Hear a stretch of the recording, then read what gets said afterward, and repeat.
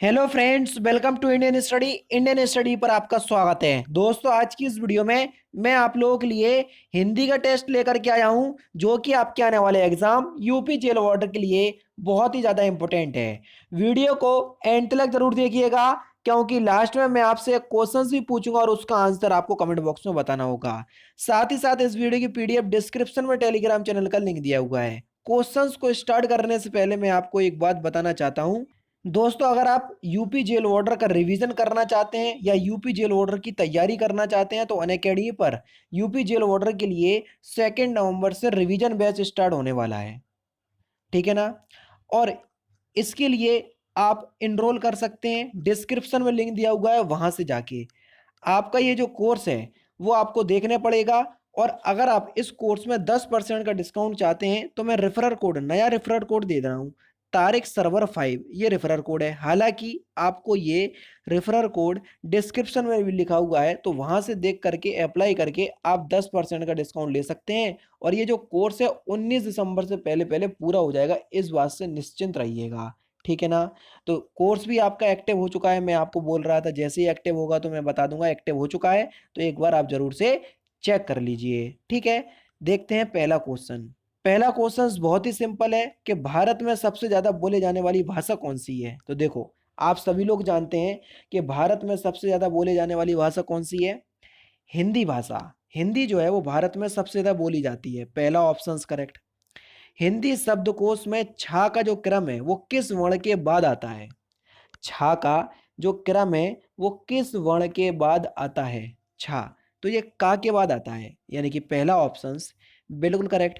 भाषा की सबसे छोटी इकाई क्या है। अगर आपने मेरी वर्णमाला वाली वीडियो देखी है ना, तो ये सारे क्वेश्चंस का आंसर आप आसानी से दे दोगे। तो भाषा की सबसे छोटी इकाई क्या है, तो सही आंसर हो जाएगा वर्ण। वर्ण जो है ये भाषा की सबसे छोटी इकाई है, यानी कि इस क्वेश्चंस का चौथा ऑप्शन आपका बिल्कुल क्या होगा दोस्तों, करेक्ट होगा। शुद्ध वर्तनी आपको बताना है, नक्षत्र आप किस प्रकार से लिखेंगे, जल्दी बताओ। बिल्कुल शुद्ध जो है वो आप नक्षत्र कैसे लिखेंगे। तो आपका सही आंसर हो जाएगा ऑप्शन नंबर बी, ये बिल्कुल सही लिखा हुआ है। नेक्स्ट क्वेश्चन, पवित्र में कौन सी संधि है, जल्दी बताओ। पवित्र में कौन सी संधि है।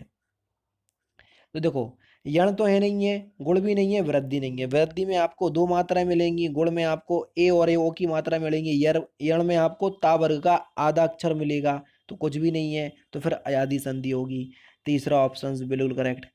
अन्वय का सही संधि विच्छेद आपको करना है कि अन्वय का सही संधि विच्छेद क्या हो जाएगा, जल्दी बताओ। अन्वय का सही संधि विच्छेद क्या होगा। तो आपका जो सही आंसर हो जाएगा वह क्या हो जाएगा, ऑप्शन नंबर ए, यानी कि अनु प्लस ए, ये जो है अन्वय का सही संधि विच्छेद होगा। ठीक है ना। यानी कि इस क्वेश्चंस का पहला ऑप्शन जो है वो आपका बिल्कुल क्या हो जाएगा, करेक्ट हो जाएगा। बताओ समझ में आया कि नहीं आया। नेक्स्ट क्वेश्चंस की तरफ चलते हैं। प्रख्यात में प्रयुक्त उपसर्ग बताओ। अब देखो, उपसर्ग किसी भी शब्द के आगे लगाए जाते हैं। अच्छा, कल जो है हिंदी की वीडियो मैंने धोखे से रात के 9 बजे प्रीमियर पर लगा दी थी। वो मेरी गलती थी, मैंने ध्यान नहीं दिया था। लेकिन मैंने कल 4 बजे के आसपास वो वीडियो अपलोड कर दी थी। हिंदी का जो टाइमिंग है दोपहर के 3 बजे, तो आपको दोपहर के 3 बजे ही वीडियो मिलेगी। अच्छा, मैं आपको रेगुलर वीडियो तो अपलोड कर रहा हूँ, लेकिन आप लोग वीडियो को लाइक नहीं कर रहे। केवल 500 लाइक का टारगेट रहता है। अच्छी लगे वीडियो तो प्लीज लाइक करके मेरा मनोबल और उत्साह जरूर बढ़ाइएगा। प्रख्यात का में प्रयुक्त उपसर्ग, तो देखो प्रख्यात में कौन सा उपसर्ग प्रयोग हुआ है, प्रा उपसर्ग, पहला ऑप्शन करेक्ट। अनुज शब्द को स्त्रीवाचक बनाने के लिए आप किस प्रत्यय का प्रयोग करेंगे, जल्दी बताओ। तो अनुज शब्द को अगर आपको स्त्रीवाचक बनाने हैं तो आप कौन सा प्रत्यय लगाओगे। प्रत्यय जो है वो किसी भी शब्द के पीछे लगा जाएंगे। अब देखो, अनुज में बड़ा आ लगा दो तो ये अनुजा बन जाएगा। अब आप खुद बताओ, अनुजा जो है वो नाम हो जाएगा, किसी स्त्री का ही लगेगा आपको। ठीक है ना। तो यानी कि इस क्वेश्चंस का तीसरा ऑप्शन आपका बिल्कुल करेक्ट होगा। जिन शब्दों की उत्पत्ति का पता नहीं चलता उन्हें क्या कहते हैं। तो 50 बार बता चुका हूं कि जिन शब्दों की उत्पत्ति का पता नहीं चलता उन्हें देशज शब्द कहते हैं। हम ये मान लेते हैं वो शब्द हमारे देश में ही उत्पन्न हुए हैं, जैसे लोटा, कटोरा, खिड़की। ठीक है। जो खाट होती है जिसको हम खटिया बोलते हैं, ये सभी जो है ये देशज शब्द हैं। ठीक है। संधि शब्द क्या है। संधि शब्द जो है वो शब्द की दृष्टि से कैसा शब्द है। तो संधि जो है वो एक तत्सम शब्द है, यानी कि पहला ऑप्शन आपका बिल्कुल क्या हो जाएगा, करेक्ट हो जाएगा। निशाचर में कौन सा समास है, जल्दी बताओ, बढ़िया क्वेश्चन है ये, बताओ। निशाचर, देखो रात में चरने वालों को हम निशाचर कहते हैं। अब रात में चरने वाले राक्षस होते, ठीक है, और जितने भी देवी देवताओं के नाम हुए, राक्षस के नाम हुए, मैं आपको बता चुका हूँ कि ये सारे के सारे आप कहाँ पर लगाओगे, बहुव्रीहि समास में। चौथा ऑप्शन यहाँ पर आपका बिल्कुल करेक्ट है। निम्नलिखित में से विकारी शब्द कौन से हैं, जल्दी बताओ, निम्नलिखित में से कौन से विकारी शब्द हैं। तो संज्ञा, सर्वनाम, विशेषण और क्रिया, ये सभी जो हैं ये विकारी शब्द हैं। अब आप सोचोगे सर विकारी शब्द क्या होते हैं, देखो विकारी शब्द वो शब्द होते हैं जिन शब्दों का रूप परिवर्तन जो है वो होता रहता है, उनको विकारी शब्द कहते हैं। जैसे राम एक संज्ञा है, ठीक है, अब राम के स्थान पर कोई और दूसरा नाम रख दो, जैसे ताजमहल, ये भी एक संज्ञा है, ठीक है। अब देखो इनका नाम परिवर्तन होता रहता है, तो इनको हम क्या कहते हैं, या रूप परिवर्तन होता रहता है, तो उनको हम क्या कहते हैं, विकारी शब्द कहते हैं। राम एक आदमी है, ताजमहल एक इमारत है, रूप परिवर्तन हो गया। तो इस तरीके से पढ़ो, पढ़ो ऐसे कि कम से कम याद तो रहे कुछ कि हमने सीखा क्या है वीडियो में। निम्नलिखित शब्दों में से कौन सा शब्द क्रिया विशेषण है, अब जल्दी बताओ कौन सा शब्द क्रिया विशेषण है। तो धीरे धीरे, धीरे धीरे जो है वो एक क्रिया विशेषण शब्द है। चौथा ऑप्शन आपका बिल्कुल करेक्ट। अब देखो नेत्री शब्द का पुल्लिंग बताओ, जैसे अभिनेता का होता है अभिनेत्री, इसी प्रकार से नेता का क्या हो जाएगा, नेत्री, इसी प्रकार से। तो पहला ही ऑप्शन करेक्ट। इसी तरीके से अगर आप एक दूसरे से कनेक्ट करके कुछ पढ़ोगे तो आपको ज्यादा टाइम तक याद रहेगा। जैसे अभिनेता का हमको पता और अभिनेत्री भी होता है, इसी प्रकार से नेता का फिर नेत्री होगा, ठीक है। निम्नलिखित में से कौन सा शब्द व्यक्तिवाचक संज्ञा है। अब देखो गाय का अगर कोई नाम दिया होता, जैसे गाय का नाम लिख दिया चंपा, तो हम समझ जाते कि भैया ये व्यक्तिवाचक संज्ञा है, लेकिन ये तो आएगा नहीं। अब जैसे पहाड़ का नाम दे देते, जैसे पहाड़ का सह्याद्री ले लो या अरावली पर्वत ले लो, तो हम समझ जाते कि हाँ ये व्यक्तिवाचक संज्ञा है। अब यमुना, अब ये बिल्कुल ठीक है व्यक्तिवाचक संज्ञा, हाँ यमुना की जगह नदी लिखा होता तो ये जातिवाचक संज्ञा में चला जाता। समझ गए। सामान्य वर्तमान काल का उदाहरण बताइए, सामान्य वर्तमान काल का उदाहरण। तो आपका सही आंसर क्या है, समान वर्तमान काल का, यानी कि ऐसा सेंटेंस जो आपको लग रहा है कि ये प्रेजेंट टाइम में है, और समान यानी कि पूर्ण वर्तमान काल नहीं, सामान्य वर्तमान काल। देखो वह कोलकाता जाता है, तो पहला चौथा ऑप्शन जो है वो आपका बिल्कुल सामान्य वर्तमान काल में है। भुजंग का पर्यायवाची क्या हो जाएगा, भुजंग का पर्यायवाची, तो भुजंग जो है वो किसका पर्यायवाची है, सर्प, सर्प जो है ये भुजंग का पर्यायवाची शब्द होगा। तीसरा ऑप्शन प्यारे बच्चों यहाँ पर आपका बिल्कुल करेक्ट होगा।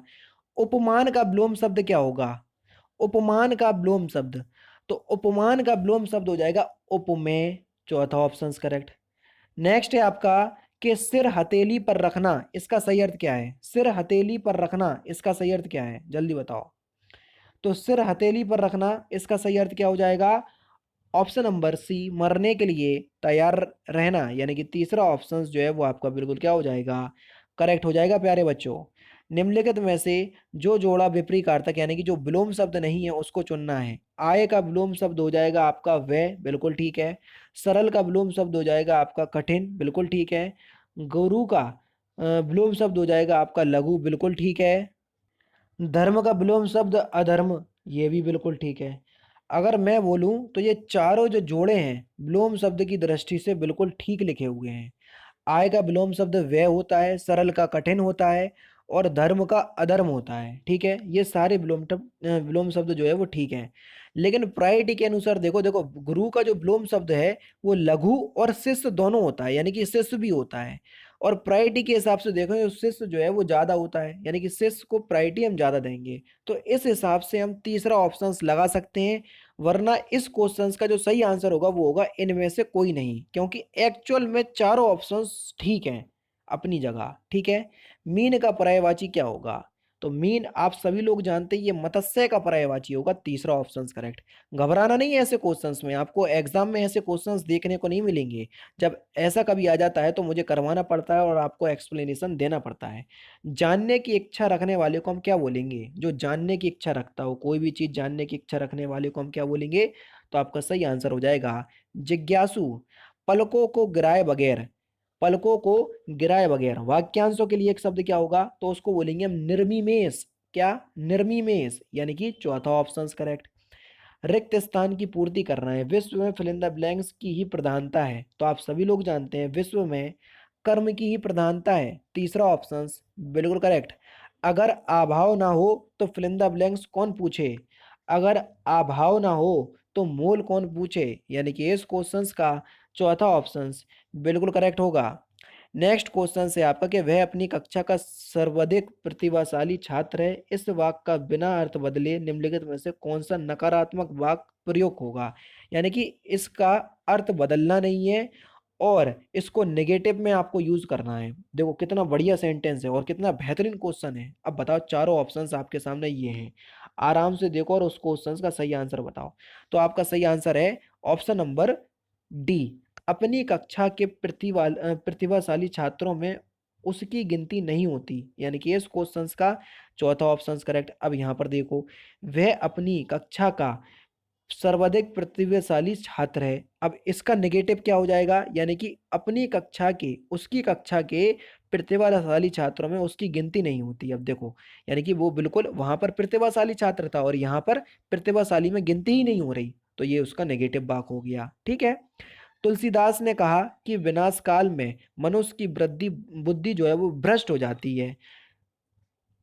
ये किस प्रकार का वाक्य है? तो ये जो है ना, ये एक मिश्र वाक्य है।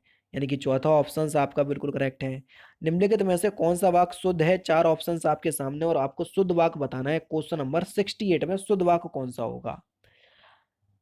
तो आपका सही आंसर हो जाएगा ऑप्शन नंबर सी। अधिकारियों ने कागजात की जांच की। यानी कि इस क्वेश्चन का तीसरा ऑप्शन करेक्ट। पौ 12 होना इस मुहावरे का सही अर्थ क्या है? पौ 12 होना इस मुहावरे का सही अर्थ क्या है? तो पौ 12 होना इस मुहावरे का सही अर्थ हो जाएगा लाभ ही लाभ होना। यानी कि इस क्वेश्चन का तीसरा ऑप्शन बिल्कुल करेक्ट हो जाएगा दोस्तों। नेक्स्ट क्वेश्चन के मखमली जूते मारने का क्या अर्थ है? मखमली जूते मारना का अर्थ क्या है? जल्दी बताओ। मखमली जूते मारने का अर्थ क्या है? तो आपका सही आंसर हो जाएगा मीठी बातों से लज्जित करना। यानी कि पहला ऑप्शन बिल्कुल करेक्ट। नेक्स्ट क्वेश्चन से आपका कि शोभित कर नवनीत लिए घुट रुनु चलत रेनु तन मंडित मुख दधि लेप किए। तो इस पंक्ति में कौन सा रस है? तो यहाँ पर कौन सा रस हो जाएगा? तो यहाँ बत्सल रस हो जाएगा। यानी कि चौथा ऑप्शन बिल्कुल करेक्ट। टेंशन नहीं लेना, रसों से मोस्टली जो क्वेश्चंस पूछे जाएंगे वो ये पूछा जाएगा कि इस रस का स्थायी भाव क्या है, बस इससे ज्यादा नहीं पूछा जाएगा। लेकिन हाँ, जब सेट पेपर में आ रहे हैं तो पढ़ लो, पढ़ने में कौन सा पैसे लग रहे हैं, हम तो वैसे ही सब कुछ फ्री पढ़ाते। छंद कितने प्रकार के होते हैं? तो देखो मैं आपको बता चुका हूं, अगर अर्थ के आधार पर ये पूछता तो हम दो प्रकार के लगाते, लेकिन यहाँ पर पूछ रहा है छंद कितने प्रकार के होते हैं, डायरेक्ट यही पूछा, तो हम लगा देंगे छंद दो प्रकार, तीन प्रकार के होते हैं। अब आप बोलोगे सर कौन कौन से? एक तो होते हैं आपके मात्रिक बंध और मात्रिक छंद, और दूसरे होते हैं आपके वाणिलिक छंद। अब जहां पर मात्रिक और वाणिलिक कोई भी छंद ना हो तो एक तीसरा छंद निकल के आ जाता है, वो होता है आपका मुक्त छंद। समझ गए? तो ये तीनों छंद पढ़ा दिए। अर्थ जोड़ देता तो दो लगाते। ठीक है। नेक्स्ट क्वेश्चन, पूत कपूत तो क्यों धन संचय, पूत सपूत तो क्यों धन संचय, इस पंक्ति में कौन सा अलंकार है? और ये बहुत इंपॉर्टेंट पंक्ति है और ऐसी ही पंक्ति आपसे पूछी भी जाती है एग्जाम में। तो इस क्वेश्चंस का आंसर आप मुझे कमेंट बॉक्स में बताएंगे। अगर ये अटपटा सवाल होता तो मैं इस क्वेश्चंस का आंसर बता देता और आपसे दूसरा क्वेश्चन पूछ लेता, लेकिन नहीं, ये इतना अटपटा नहीं है और ये ऐसे ही की ऐसे ही पूछी भी जाती है। इसलिए मैं आप लोगों से इस क्वेश्चंस का आंसर पूछ रहा हूं। तो आप इस क्वेश्चंस का आंसर मुझे कमेंट बॉक्स में जरूर से बताइएगा। और दोस्तों, ये सारी वीडियो बनाने में बहुत मेहनत लगती है। अगर आपको वीडियो पसंद आए तो प्लीज़ दोस्तों वीडियो को लाइक और शेयर जरूर कीजिएगा। तो दोस्तों फिलहाल की वीडियो में सिर्फ इतना ही। अगर आपको वीडियो पसंद आए तो प्लीज़ दोस्तों वीडियो को लाइक कीजिए, शेयर कीजिए और साथ ही साथ हमारे चैनल को सब्सक्राइब करना ना भूलें, क्योंकि मैं रोजाना इसी तरह की वीडियोस आप लोगों के लिए लाता रहता हूँ। नमस्कार दोस्तों, जय हिंद, जय भारत।